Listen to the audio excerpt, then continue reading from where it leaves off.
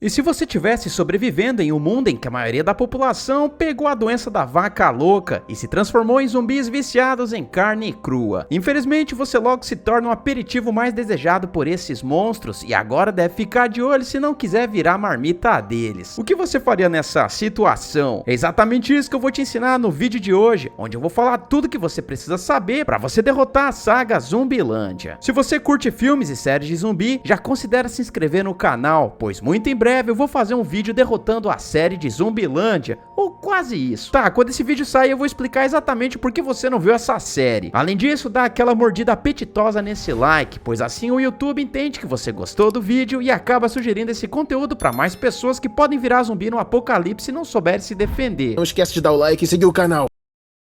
Zumbilândia.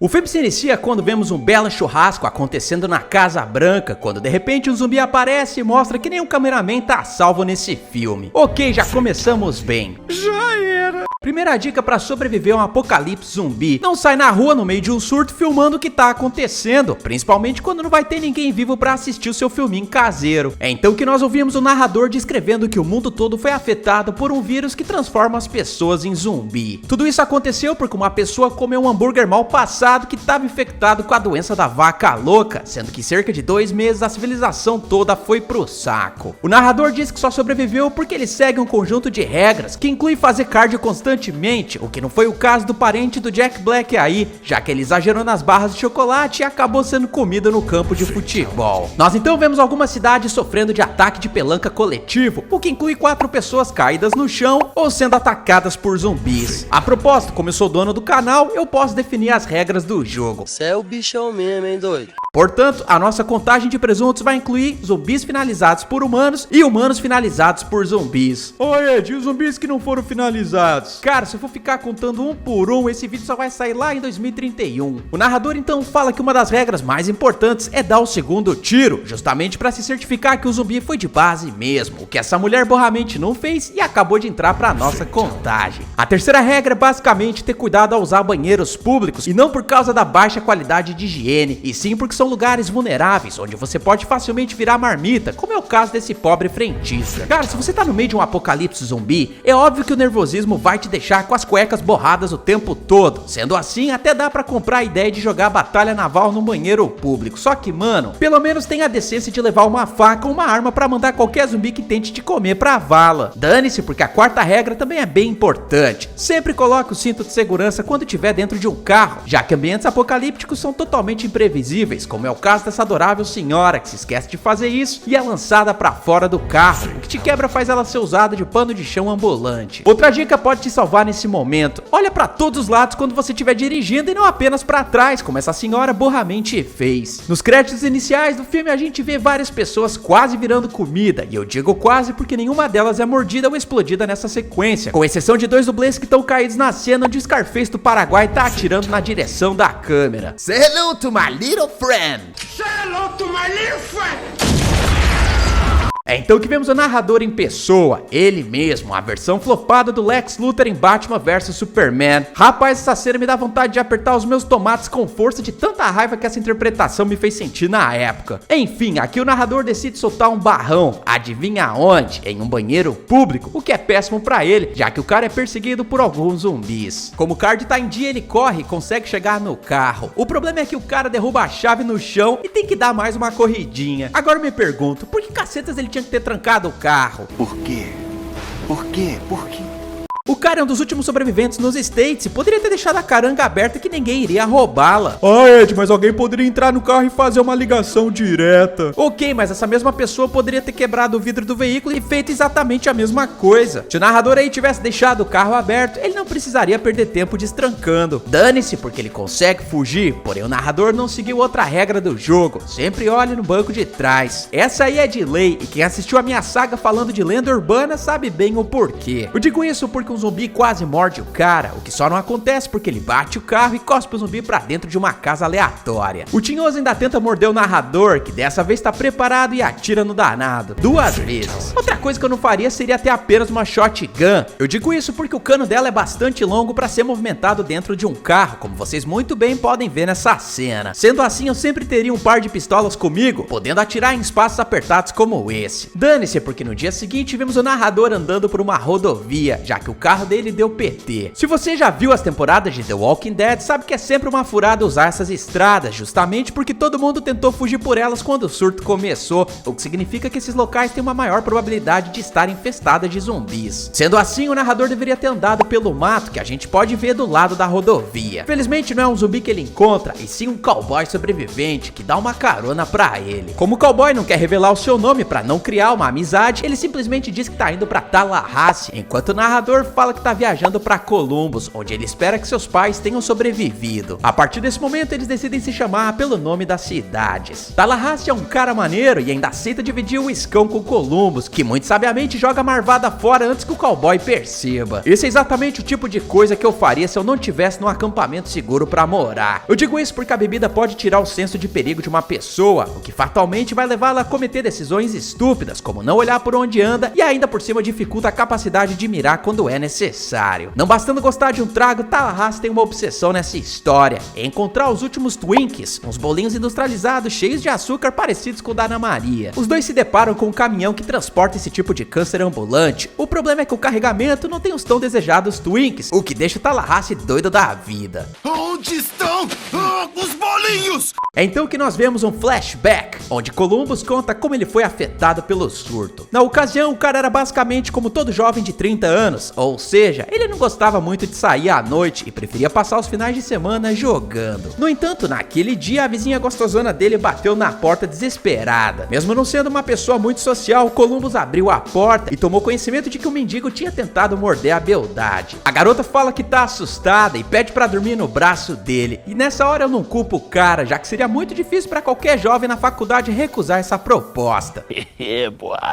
A única coisa que eu teria feito seria confirmar se ela realmente tinha sido mordida. Acreditem ou não, algumas doenças bem cavernosas podem ser transmitidas pela mordida humana quando os dentes não são tratados com seriedade. Dane-se, porque o Columbus pensa com a cabeça inferior e acaba dormindo também. Algumas horas se passam e quando ele acorda percebe que a vizinha gostosona não tá mais gostosona, já que ela se transformou numa zumbi. Mesmo não sendo o cara mais atlético do mundo, Columbus é ligeiro e acerta a cara dela com a tampa da bomba da privada, o que não manda o zumbi de base logo de primeira, já que é na segunda chapuletada que resolve a parada. No presente vemos uma zumbi executiva comendo um zumbi executivo, que também entra pra nossa contagem. Mais tarde os dois decidem fazer uma parada no supermercado, já que Tallahassee quer porque quer comer os benditos Twinkies. Ao entrar no mercado, o cowboy desaforado toca um banjo pra atrair todos os zumbis pro local, o que é bem inteligente, já que a dupla dinâmica tem mais espaço pra lutar na frente do mercado do que entre os corredores. No entanto, eu jamais entraria num fight com esses zumbis aí que aparentemente estão se alimentando muito bem, porque é um mais parrudo que o outro. Nesse caso eu preferiria usar armas de fogo, mas deixa pra lá, porque o Tallahassee prefere ferramenta de jardinagem, mandando mais 3 zumbis pra vala. É aí que eles dão de cara com uma garota mais ou menos da mesma idade que Columbus, o que já deixa o cara tinindo pra acasalar. O problema é que a irmã mais nova dela foi mordida e vai se transformar em pouco tempo. Elas se apresentam como Wichita e Little Rock, sendo que a irmã mais velha pede a escopeta de Tallahassee pra acabar com o sofrimento de Little Rock. Infelizmente as duas eram um bando de golpistas meliantes, já que a mordida era de mentira e na verdade elas só queriam roubar os suprimentos deles. Juro, fui enganado. As garotas saem vazadas de lá, deixando os dois caras andando até uma cidade pequena, onde o destino os presenteia com um Hummer e uma sacola de armas altamente destrutivas. Uma coisa me irrita profundamente nesse filme, que é o fato do pessoal desperdiçar munição a rodo, já que eles estão sempre atirando sem motivo nenhum.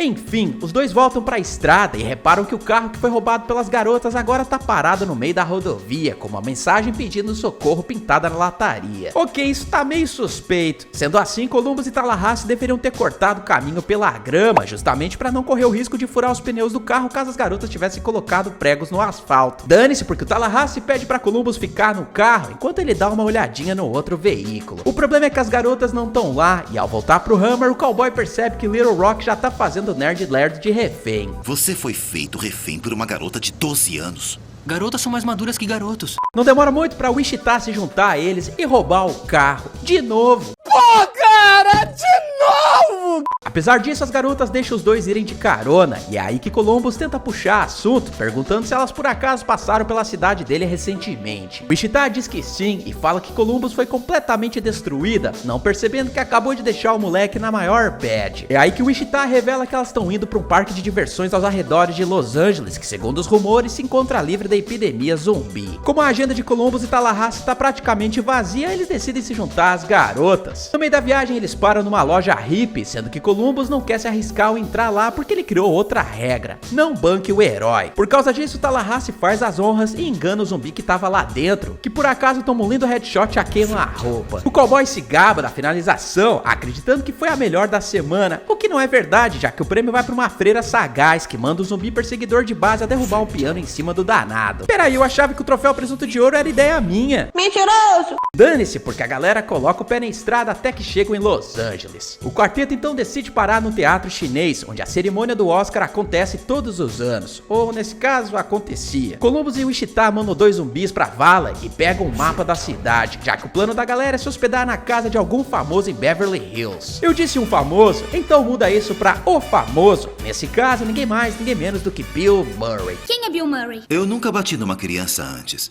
Isso é como perguntar quem é Gandhi. Quem é Gandhi?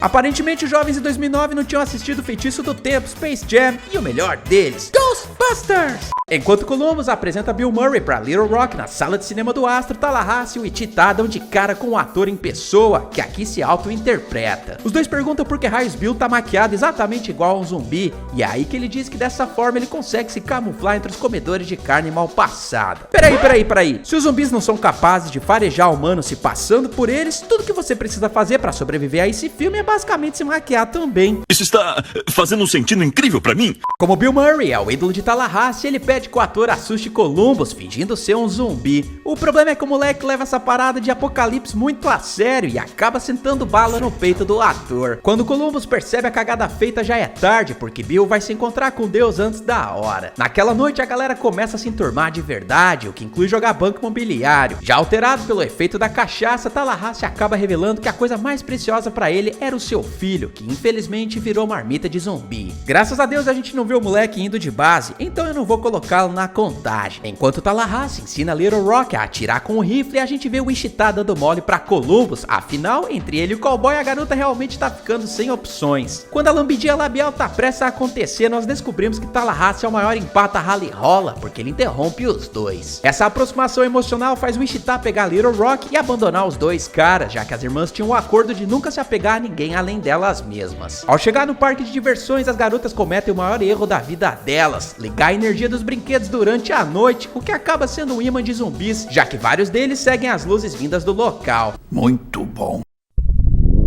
Já se inscreveu no canal? Cadê o like? Cara, eu entendo que viver num ambiente desse seja muito estressante, mas mano, custava ativar os brinquedos durante o dia? Dessa forma, as luzes das atrações chamariam menos atenção do que à noite, e assim as garotas teriam mais tempo pra curtir o Beto Carreiro da Califórnia. Dane-se, porque enquanto isso a gente vê Columbus e Tallahassee entrando no dilema, já que o garoto juvenil quer conquistar o Wichita, enquanto o cowboy só quer ir pro México beber umas tequilas. E falando em viagem, eu nunca tive nem patrocínio nem mãe-trocínio, então sempre tive que economizar ao máximo pra não ter que trocar o almoço pela janta, o que me levou a não perder grana com cartão e taxas danadinhas. Por isso eu abri uma carteira digital na Nomad. Ao criar a conta, você não paga nem taxa de abertura, nem de manutenção, e muito menos aquela anuidade do capeta. O inscrito que abre conta com eles me ajuda a continuar produzindo vídeo adoidado aqui no canal, porque a gente ganha uma comissão pra pagar o cafezinho do escritório. Então continua me dando essa força e usa o cupom EDNERD na hora do cadastro, inserindo ele no campo código de convidado. Dessa forma você pode ganhar até $20 de cashback, dependendo de quantos dólares você comprar. A Nomad é essencial para quem quer viajar para fora e pagar as menores taxas de câmbio possível, já que com a conta você não fica refém daquele famoso dólar turismo, que chega a ser 50 centavos mais caro do que o dólar comercial, que é o que a Nomad usa nas transações. Além disso, você só paga 1,1% de IOF, que é bem mais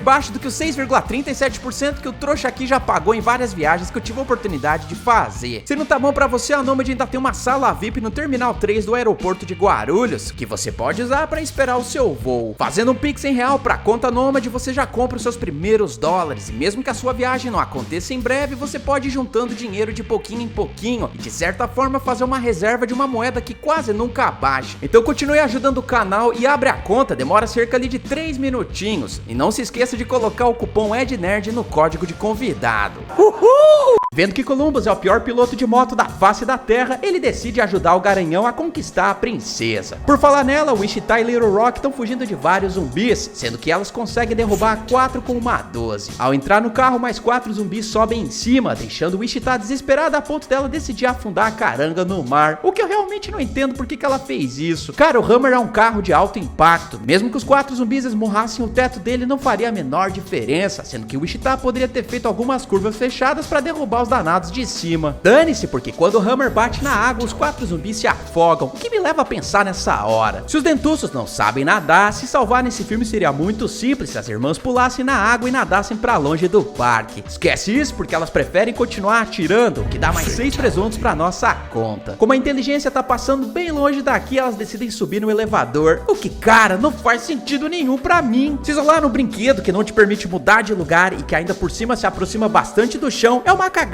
monumental. Sendo assim, eu iria pra montanha russa, onde a falta de coordenação motora dos zumbis me ajudaria, já que a maioria deles provavelmente iria cair lá do alto. Dane-se, porque antes de levantar a voo, elas derrubam mais 5 zumbis, e uma vez lá no alto, Little Rock usa as lições aprendidas com Tallahassee pra dar um headshot no zumbi danado, e de quebra ainda atinge o painel de controle, o que impede que o brinquedo as coloque no chão. Nessa brincadeira, mais um zumbi faminto é içado pra cima a todo vapor, e é devidamente derrotado por ação da gravidade. É aí que os garotos chegam na missão resgate, sendo que Tallahassee acha que é o Rumble e metralha mais 7 zumbis. Pelo menos Tallahassee fez questão de assistir todos os filmes de Halloween, porque ele se certifica de passar com as rodas do carro em cima do zumbi do Michael Myers, que eu não sei o que tá fazendo nesse filme. Cara, nessa situação eu faria uma coisa muito mais inteligente. Eu molharia o chão de gasolina em direção ao tanque de combustível do carro. Pra atrair os zumbis, eu deixaria o rádio tocando uma música num volume mais alto, e isso obviamente chamaria a atenção dos danados, e assim que todos, ou pelo menos a maioria deles, estivesse atacando o carro, eu acenderia um fósforo em cima do rastro de gasolina, explodindo geral pra tudo quanto é lado. Enfim, Tallahassee usa uma vuvuzela pra atrair a atenção dos danados, enquanto Columbus vai atrás das garotas, o que faz eles se separarem. Tallahassee realmente encarnou o Rambo por aqui, já que ele manda bala em mais 4 zumbis danados. Além disso, o cara derruba mais 10 em grande estilo, já que ele se segura naquele brinquedo que eu não sei o nome, mas que continua sendo bem maneiro. Columbus, por sua vez, continua um fracasso total, pois ele derruba apenas 2 com um tiro de escopeta e tem uma atitude extra burra nesse filme. Ele decide despistar o resto dos infectados numa casa do terror. Que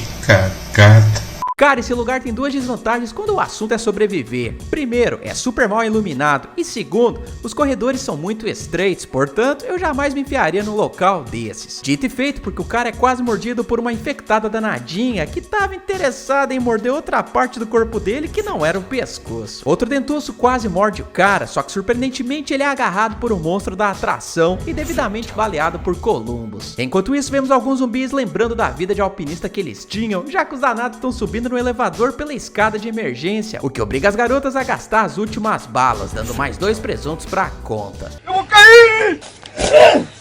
É aí que Columbus tenta alcançar o placar ao sair correndo adoidado em direção às garotas, o que indiretamente leva 3 zumbis pra dor do concreto do chão, já que eles são arremessados por um barco viking em miniatura. No entanto, quem tá ganhando de lavada nessa é Tallahassee, já que ele derrota mais um zumbi na retaguarda dele e outros 6 no meio de um passeio pela montanha russa. Querendo garantir a vitória de uma vez por todas, a gente vê Tallahassee se trancando numa banca de souvenirs. O cara provavelmente era formado em logística, porque ele já deixa todos os cartuchos na bancada pra facilitar o trabalho de carregar carregar as pistolas, sendo que ele manda 8 zumbis pra vala imediatamente. Eu sei que essa mini horda tem muito mais zumbis, o que me obrigou a ficar contando a pilha que o Tallahassee deixou pra trás depois da brincadeira, colocando mais 20 danados na conta. Quando Columbus tá quase chegando perto de sua princesa, ele se depara com seu pior pesadelo. E não é um zumbi. Mas a coisa da qual mais tenho medo, mais do que zumbis,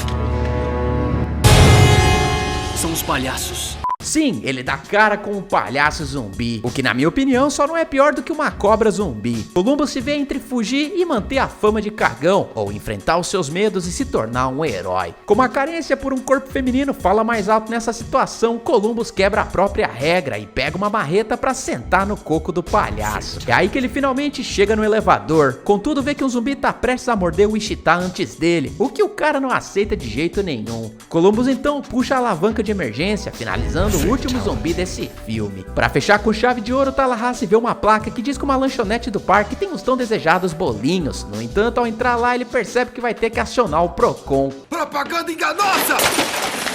Columbus vai atrás e se assusta com um barulho na despensa, o que faz ele atirar na porta. Infelizmente, isso acaba destruindo a última caixa de bolinhos que ainda estavam dentro da validade, o que deixa Tallahassee com vontade de incluir Columbus na contagem de presuntos. Os dois então se reúnem com as garotas e Columbus finalmente percebe que agora tem uma família de verdade. Ou quase isso. Contra todas as possibilidades, Little Rock conseguiu pegar o último Twink ao mesmo tempo que ela era perseguida por zumbis famintos, que ela joga pra Tallahassee matar à vontade dos aditivos químicos. O filme se inicia com a estátua da Columbia Pictures macetando 2 zumbis. E eu me pergunto agora, será que eu conto esses 2? Eu não sei, a parada aqui tá meio confusa. Dane-se, põe na conta. É aí que vemos Columbus explicando que os zumbis evoluíram nos últimos 10 anos, sendo que agora eles se dividem em 3 grupos. Os ninjas, zumbis que se escondem e ficam esperando pra te pegar. Os Hawkins, homenageando o grande Stephen Hawking, que nesse caso significa que eles são muito inteligentes. Em alguns casos até mais do que seres humanos. Isso é uma péssima notícia para esse cientista abestado, já que ele tá sendo perseguido por um Hawking que pega o olho de outro Zé Ruela batido no chão e escaneia a retina para pegar o cientista fujão. Por fim nós temos os Homers, e sim, é uma homenagem ao matriarca da família Simpson, e sim, de novo, eles são burros igual ao desenho animado. Eu tenho um probleminha. Enfim, a gente então revê Columbus, Tallahassee, Wichita e Little Rock invadindo a Casa Branca. O objetivo deles é basicamente ter um lugar seguro para morar, porém eu jamais tentaria me esconder em Washington. A cidade tem quase 700 mil habitantes, ou nesse caso tinha quase 700 mil habitantes, antes deles se transformarem em zumbis fãs de atletismo e que estão cagados de fome. Sendo assim, eu me mudaria pro interior do país, onde a possibilidade de dar de cara com hordas de zumbis é bem menor, além de ser mais provável de encontrar mantimentos como comida não perecível e combustível, o que com certeza já estaria em falta nas cidades grandes. Dane-se, porque eles vão mesmo assim, e vemos mais 21 zumbis sendo obliterados pelo Quarteto Salvação. Uma coisa que não desce pra mim nessa cena é o excesso de confiança de Tallahassee. Cara, se os zumbis estão evoluindo, a última coisa que você quer fazer é entrar no combate corpo a corpo com ele, o que ele burramente faz nessa situação. Nesse caso eu escolheria a boa e velha Shotgun, já que a curtas distâncias o impacto dessa arma consegue derrubar mais de um zumbi por tiro, além de ser bem prazeroso de atirar. Enfim, a galera faz a limpa no local e se hospeda na antiga casa do Barack, onde eles passam vários e vários anos, até que Little Rock fica grandinha e começa a ter aquele comportamento típico de adolescente pela saco. Nunca vou arrumar um namorado ou casar e ter uma família? Vai chorar. A garotinha leite com pera não quer mais ficar perto dos adultos cafonas e mais do que tudo deseja encontrar outros jovens tapados, o que faz Little Rock chegar ao ponto de rejeitar o colinho do Papai Noel. O que você quer de Natal, garotinha? Um pônei! Não, eu gostaria que você parasse de me chamar de garotinha. Eu não estou suportando mais. Infelizmente não é só ela que tá dando ataque de pelanca por aqui, já que o Wichita também é uma bela de uma pela a saco, pois rejeita o pedido de casamento de Columbus e simplesmente decide abandonar ele e Tallahassee com a irmã caçula rabugenta. É sério que vocês vão repetir a trama do primeiro filme? Preguiça. Dane-se, porque o Wichita confessa pra Little Rock que ela não quer se apegar a ninguém, exatamente o mesmo juramento que elas tinham feito uma pra outra no filme anterior. É aí que elas dão de cara com Berkeley, um jovem hippie fã do Lollapalooza antes do apocalipse, e que ainda por cima não acredita na violência, nem mesmo se ela for usada pra decepar uns zumbis danados, o que o leva a cometer um erro que pode ser fatal nessa situação: não andar armado. Adoro o cheiro de pólvora pela manhã. É, já eu prefiro um óleozinho de patchouli, sabia? Não. Um mês se passa, porém Columbus ainda tá na fossa e desabafa com Tallahassee em um shopping. O nosso cowboy caipirão já tá de saco cheio do muro das lamentações ambulante aí e fala pro amigo esquecer o Wichita de vez. É então que chega a hora de Tallahassee abrir o coração e contar um grande segredo sobre a família dele. O cara diz que tem sangue indígena pertencente à tribo dos pés pretos. Segundo a lenda, os nativos pegavam suas presas as empurrando de um precipício. Eu sei que isso que eu tô falando não faz o menor sentido nesse ponto da trama, mas fica tranquilo que vocês vão entender lá pro final. Um zumbi de repente aparece só pra ser brutalmente finalizado por Tallahassee, que se gaba daquele ter sido o presunto de ouro da semana, o que nem de perto é verdade, já que o prêmio vai pra um agricultor de Iowa, que atropela o danado infectado de uma forma bem estilosa. Enfim, os dois acabam encontrando uma sobrevivente chamada Madison, cujo cérebro não é exatamente o ponto alto dela. Eu sou muito boa em sobrevivência. Eu levo spray de pimenta pra todo lado. A garota diz que passou todos os anos do apocalipse vivendo dentro de um freezer no shopping, sendo que segundo Madison, os zumbis não gostam do frio e ficam afastados dele. O que essa é uma ótima dica pra derrotar esse filme: morar em lugares frios como o norte do Canadá, Islândia e o Alasca. Esses locais são basicamente repelentes de zumbis, já que as baixas temperaturas desaceleram o metabolismo de seres vivos. Agora imagina o que acontece com o metabolismo dos mortos-vivos. Yes, science!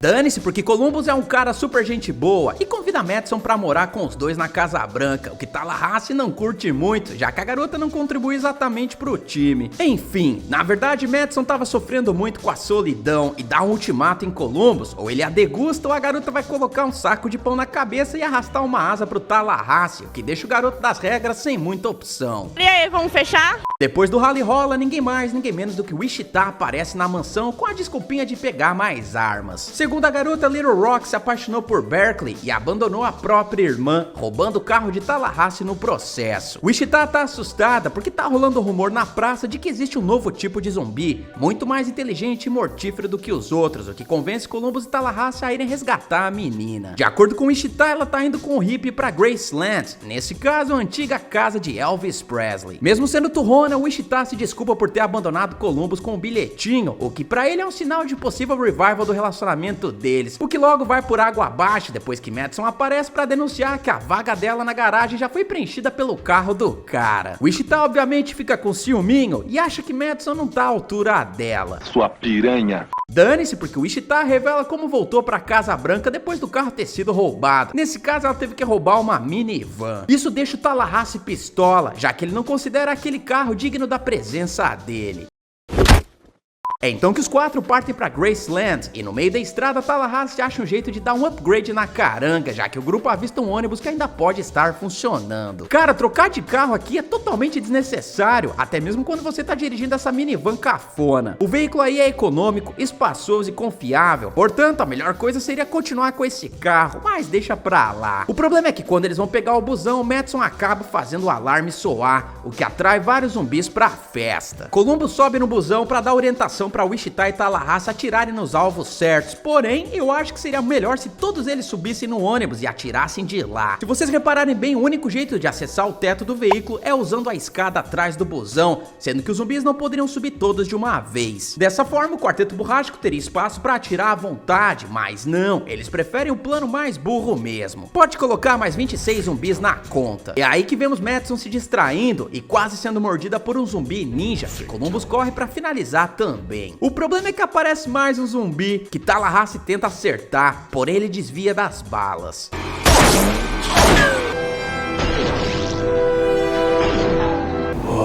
O cowboy então mete chumbo grosso no peito do danado, mas mesmo tomando pipoco ele continua em frente como se não tivesse sendo baleado. Tallahassee não encontra outro jeito a não ser pisotear o coco do danado, sendo que eles percebem que esse é o tal novo tipo de zumbi que Berkeley tinha comentado. É aí que os caras apelidam esse tipo de infectado de T-800, uma linda homenagem a Exterminador do Futuro. A galera então mete o pé com o busão, que não vai muito longe, já que o pneu fura ao passar num arame farpado depois de andar 5 metros. Felizmente eles têm outra opção, nesse caso um carrinho de sorvete com pintura de palhaço, o que Columbus ama. Nada de palhaços!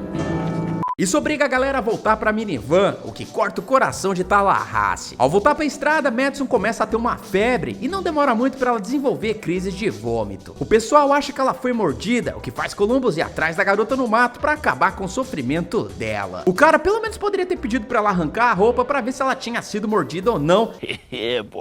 Nesse caso ela poderia estar com uma virose ou sei lá, mas eu realmente não me importo. Preferindo o caminho mais rápido, Columbus simplesmente decide atirar na garota. É aí que o pessoal finalmente chega em Graceland, porém percebe que o santuário do Elvis foi completamente destruído, o que contribui bastante pro bom humor de Tallahassee. Mais adiante eles encontram um hotel, sendo que o carro roubado por Little Rock já está estacionado na porta. O grupo invade o local, que incrivelmente está livre de zumbis famintos, sendo que o hotel é administrado por Nevada, uma mulher que é tão fã de Elvis quanto Tallahassee, o que é um prato cheio pro cara se dar bem na Zumbilândia pela primeira vez. Depois da bimbadinha, Nevada revela que Berkeley deixou escapar que eles estavam indo pra Babilônia, um santuário pacifista, onde jovens dinâmicos se reúnem pra cantar Kumbaya na frente da fogueira. Quando Tallahassee e companhia se preparam pra zarpar, o carro do cowboy é amassado pela caminhonete de Albuquerque, o sósia do Paraguai de Tallahassee. Os dois agem exatamente da mesma forma, sendo que Albuquerque também tem um ajudante chamado Flagstaff, que é a cópia exata de Columbus, incluindo o cabelinho de pentelho. Tanto um quanto o outro desenvolveram um famoso sistema de regras, sendo que elas são exatamente a mesma coisa, apenas com nomes diferentes. Número 2, atire 2 vezes. E eu tenho o número 5. Confirme a morte. Infelizmente a dupla dinâmica acaba atraindo 3 zumbis T-800 pra lá, que eles se voluntariam pra finalizar no ato. Nessa hora eles deveriam ter pedido ajuda, já que a gente viu o próprio Tallahassee tendo dificuldades pra abater um desses. Se cada zumbi desse tipo cai mais ou menos com umas 15 balas, significa que eles precisariam atirar 45 vezes, o que é difícil quando Albuquerque e Flagstaff apenas estão usando armas com poucas balas no cartucho. Já com 6 pessoas esse trabalho seria bem mais fácil, porque cada um só teria que atirar 7 vezes pra acabar com a ameaça, mas deixa pra lá também. A dupla até consegue mandar os T-800 pra vala, porém são mordidos no processo, o que acaba os transformando em poucos minutos. As cópias do Paraguai decidem atacar as versões originais, nesse caso Columbus e Tallahassee, que tem bastante dificuldade pra acabar com eles. O mais bizarro é que os dois batem e correm adoidados, enquanto Nevada e Wichita magicamente desaparecem da cena. Sumiu! Agora eu me pergunto, onde cacetas estão as armas desses dois? Cara, no apocalipse zumbi, as pistolas são as suas maiores aliadas, portanto, carregar armas em coldres é praticamente um mandamento se você não quiser ser mordido à toa. Dane-se, porque os dois se defendem com as próprias mãos, e com a guitarra do Elvis também, que Tallahassee maceta na cabeça do Albuquerque. Quando Columbus vai se ferrar, Nevada aparece igual o mestre dos magos, pra dar aquele headshot na cópia zumbificada. O cowboy acha que a finalização do Albuquerque foi a melhor da semana, mas eu acho que não, porque nós vemos o italiano mal-humorado derrubando a porcaria da Torre de Pisa em 3 zumbis famintos por uma carronada de cérebro. O cowboy então se despede de Nevada e tenta dirigir na picape de Albuquerque, o que ele falha miseravelmente. Sem ter como chegar na Babilônia, o grupo decide voltar pra minivan uma vez mais. Nesse meio tempo a gente vê Berkeley e Little Rock chegando no santuário, porém, para serem aceitos pela comunidade Seishunui, Little Rock é obrigada a entregar todas as armas dela, simplesmente para elas serem derretidas. Por quê? Por quê? Por quê?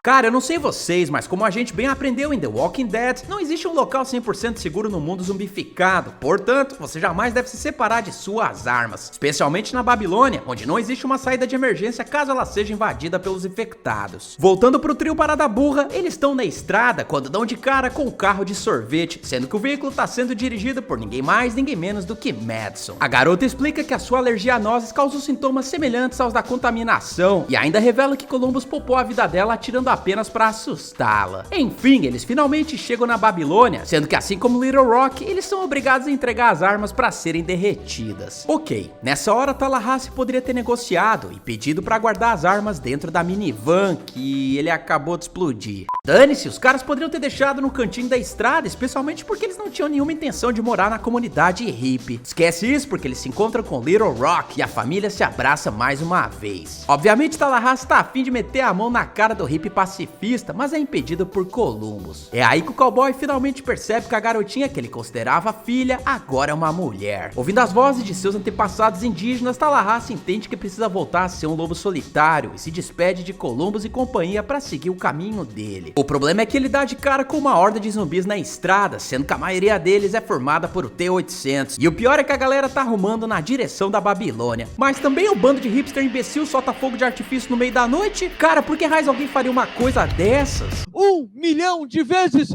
burro! 10 anos antes, os zumbis eram bem mais lerdos, mas mesmo assim invadiram o parque de diversões onde Wichita e Little Rock tinham entrado. Imagina agora com eles sendo bem mais inteligentes. O que eu quero dizer é que o pessoal do Seixo no IAI deveria ter desligado a energia durante a noite, ou pelo menos só ter acendido as luzes do térreo, onde a iluminação não poderia ser vista por causa do muro de containers que eles ergueram. Dane-se, porque o cara dá meia volta e corre pra contar o que eles estão prestes a enfrentar. O Quarteto Fantástico então se reúne uma vez mais e bola um plano, que consiste em dar um treinamento miojo pros Lollapaloozers aprenderem a se defender. Eles também atraem os zumbis para um foco de luz, onde o pessoal detona um tanque de combustível que explode 82 infectados na mesma hora. Não seria mais inteligente ter montado a bomba fora do acampamento? Pensa comigo um pouco. Se os zumbis foram atraídos por essa luz giratória amarrada ao explosivo, eles também a seguiriam se a geringonça tivesse sido montada do lado de fora. Dessa forma, o pessoal poderia ter detonado a bomba sem explodir parte do muro que eles ergueram com tanto esforço. Que são os caras perturbados de verdade, né? Dane-se, porque o Quarteto Família aí acaba com os zumbis que não viraram churrasco, mas infelizmente eles são mais do que o Tallahassee tinha estimado. E é aí que todo mundo começa a se abraçar antes de virar marmita. Do nada vemos Nevada chegando ao resgate. Ela mete pressão pilotando a picape, que ela também usa para dar uma carona e amassar mais 139 infectados danadinhos. Infelizmente Nevada consegue capotar a caranga, obrigando o grupo a subir as escadas para chegar no terraço da Babilônia. O caminho do grupo é impedido por mais alguns T-800, que acabam aprendendo o poder da gravidade da pior forma, já que os Lollapaloozers soltam objetos do alto que macetam todos eles dolorosamente. O pessoal então corre. Na subida de escada a gente vê o Tallahassee derrubando mais 2 zumbis no meio do caminho. Cara, deixa eu analisar essa situação. Pra subir no topo da Babilônia, você precisa subir vários lances de escada, correto? Pra impedir os zumbis de subirem também, eles poderiam ter tirado alguns degraus, sendo que dessa forma os infectados não teriam chance de alcançá-los. Depois disso, era só meter pipoco nos danados, mas não. Outra coisa que eles poderiam ter feito também era ter colocado fogo na escada, impedindo que os zumbis subissem a estrutura. Dane-se, porque Tallahassee acha que é muito mais inteligente brincar de Donkey Kong com os zumbis.